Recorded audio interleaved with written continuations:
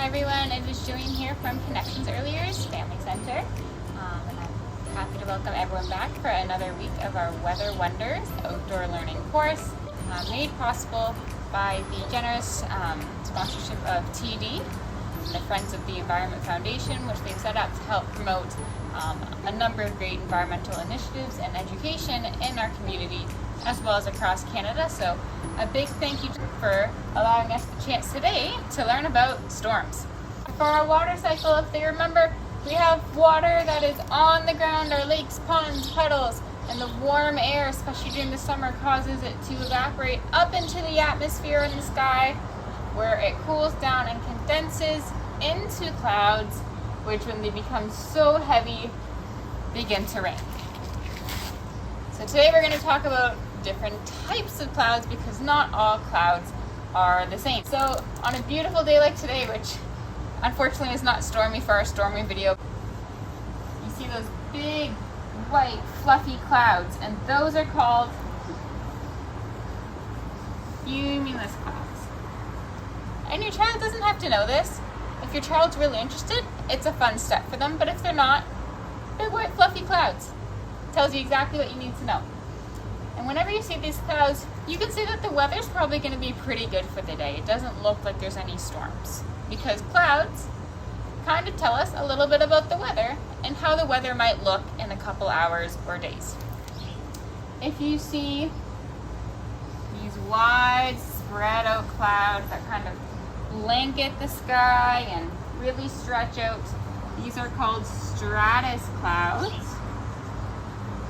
And typically stratus clouds are gray and overcast, and these are the ones that usually block out the sun a little bit and give us a very gray day.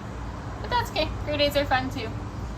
And these are also the same type of clouds that are actually sometimes seen as fog when the clouds come down towards the ground and it makes it hard for us to see, which you do have to be safe when there's fog, but it's also a fun thing to see, especially as a young child.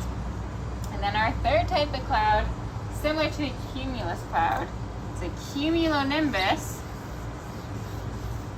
and all it is a cumulus cloud that's really, really tall, and the bottom looks a bit different. The top is still white and fluffy, but the bottom has so much rain hanging in it that it looks dark and stormy, and these are the ones that storms come from. And storms can be scary, but storms can be a lot of fun. So now we're going to look at exactly what happens when a thunderstorm comes out. There are two main parts to talking about a thunderstorm. For thunderstorms, the two parts that happen are the rain and the thunder. So for the rain, like we've talked about, has a lot to do with temperature, one of our 6 aspects of weather. The temperature makes a really important part of what our weather looks like. So in a thunderstorm, we have all the hot air rising, and in the summer that's why we get so many, because it's very hot and very humid. So that hot air rises up into our makeshift clouds. This is going to be our makeshift cloud for this example. The clouds are much higher, so they're not as warm as they are down here on Earth, and they're very, very cold. But when that hot air rises, it's a little bit like adding hot water to ice, where it can really make that rain start to come down because the two temperatures react. And you probably can't see it on the camera, but there is actually a lot of steam coming off of this as well. So again, that humidity aspect of a thunderstorm, that's part of the reason, is because hot air meets cold air and they don't always get along. Sometimes things erupt that little bit. So that is where our rain comes from. For our thunder, the sound of the lightning that comes over the storms, and the lightning is a little hard to explain to young children. There are some experiments you can do with static electricity, but a great way to say it is storms and clouds are a little bit like some of our devices we have at home, like your iPhones or your computers. They have electricity in them, and sometimes there can be too much electricity, and in a cloud, that means that the electricity is going to come out of the cloud and come down to Earth and hit something else, usually something tall, like a tree, which is why we always go inside during thunderstorms. So that is your two aspects of the thunderstorm. You have the water coming down, and you have the lightning, which which is when there's too much electricity in the cloud, so it has to give that off somewhere. And then the thunder is just the sound of that lightning traveling down to Earth. So our first activity for today, for our storm activity, is going to be one that you can do when a thunderstorm is happening, because you can't go outside with your little ones during a thunderstorm, so it's best to stay indoors and watch from the comfort of your own home. So that would mean finding a big window for this activity and having you and your little ones grab some paper, throw some thunder clouds out there. You have your thunder cloud, and then you're gonna have your little one try and count how many strikes of lightning they do, but they don't have to be able to count numbers. Just every time they see a lightning bolt, they're gonna throw a squiggle on there.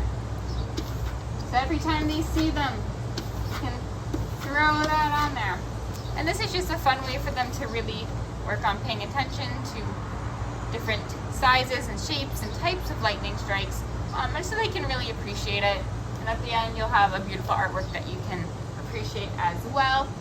For your children, if they're a little bit older, maybe 5 or 6, if they want to also try and count the time between when they see the lightning bolt and when they hear the clap of thunder, that can be a fun activity as well, just to see, does it take a long time? Does it take a short time? Why do you think that is? And learning a bit more from there. So that's our first activity that anyone can do at home when there's a thunderstorm, just using what you have around your house. But we also have a second activity as well. For our second activity, we're going to be making our own thunderstorm, and this is just a fun group activity that you can do with your little one, or if you have either multiple children or other adults with you, whatever your group may be. It's a fun way to really add some movement and music to your thunderstorm learning.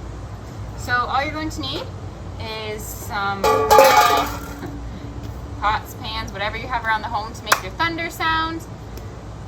We have here this toy from our center that makes the sound of rain as it falls. But a quick reminder, these are also easy to make. If you have any tubes like this at home or old wrapping paper tubes, you can just put some small items in it as well, not choking hazard small. That will make the sound of rain as well. And then if you are indoors, having a light switch, which is going to act as your lightning. So you're just going to take turns. One person is going to be making the thunder, trying different sounds of thunder. One person's going to be in charge of the rain tube and having that rain sound. And if you don't have a tube, that's okay.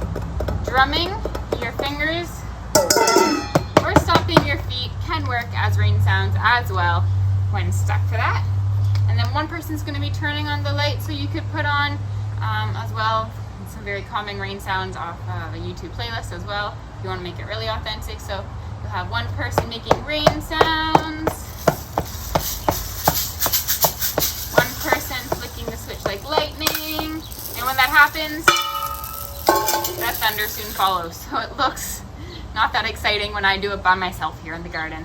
But with a group of people, it is lots of fun, and it's a great way to get moving with your little ones, especially when you're stuck inside on a rainy day. That is it today for our video on storms, and especially looking at thunderstorms, how they form, what they are, and fun activities to do with your little ones at home that have to deal with thunderstorms. Hopefully you try these out and send us a picture or drop us a note about how it went and any thoughts you might have. Quick reminder that something great to pair with these activities are always books. There's lots of great ones about clouds, like this one, which is a Lift the Flap book, or we have one by Tommy DePaulo as well. So he is a fun author with lots of silly illustrations in here. And these can be found usually at your local library, but also they can be found in our Weather Wonders prize bags, which is something that when you send us a picture or a story about a weather-related activity that you and your little ones are doing at home, your name gets entered into a draw to earn one of these bags each week, and that bag contains a weather-related book, some fun weather-related activities from that week's theme, and as well as just other fun activities to do at home with your little ones. So please, get in touch with us, let us know how it's going, and you will earn one of these ballots to enter into our raffle for our Weather Wonders bag, made possible again by TD FEF. friends of the environment. Thank you for watching this video, and thank you for connecting with us. We'll see you next week for another week of Weather Wonders. Bye for now.